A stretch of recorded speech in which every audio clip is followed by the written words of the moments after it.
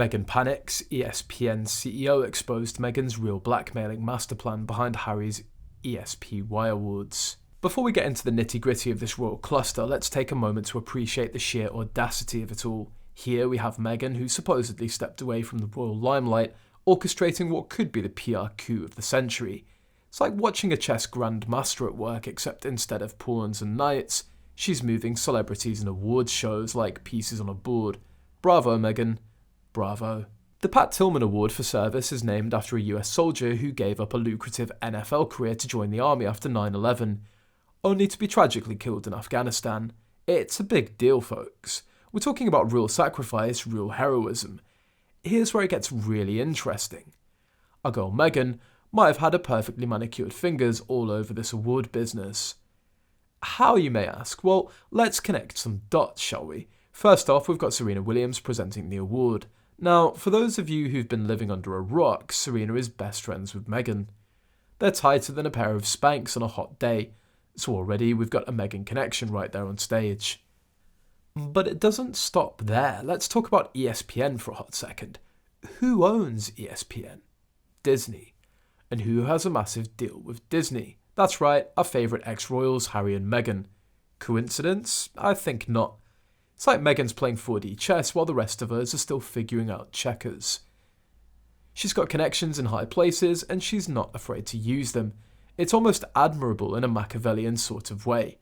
Almost. But here's the thing that really grinds my gears, the sheer disrespect of it all. We've got the mother of Pat Tillman, the actual hero that this award is named after, saying that she's not cool with this. Veterans are speaking out, questioning why Harry's getting this honour when his military connections are about as current as a flip phone. It's like Meghan and Harry are caught up in their own PR machine. They've forgotten there are real people and real emotions involved here. But that's the Meghan and Harry way, isn't it? Everything's a photo op, everything's a chance for publicity. They left the royal family for privacy, but they can't seem to stay out of the spotlight. It's like they're addicted to attention and they'll do anything to get their fix. And poor Harry, the guy looks more lost than a tourist in London without Google Maps. Remember when he used to be the fun royal, the cheeky prince who was always good for a laugh? Now he's just a walking, talking billboard for whatever cause or product Meghan's pushing this week. It's like watching a puppet show, except the puppet used to be third in line to the British throne. But let's get back to this awards business. The more you look at it, the more it stinks. It's like Meghan's taken a page out of the Hollywood playbook and applied it to the royal family. Got a friend who runs an award show? Great. Let's get Harry an award. Need some good PR? No problem. We'll just call up our buddies at Disney and see what they can do. It's manipulative, it's calculated, and honestly, it's kind of brilliant in a horrible, cringe-worthy way.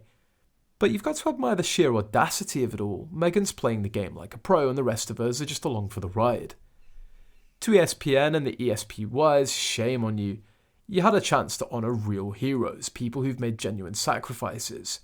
Instead, you chose to play into the celebrity circus. I hope the ratings boost was worth it, because you've lost a lot of respect in the process.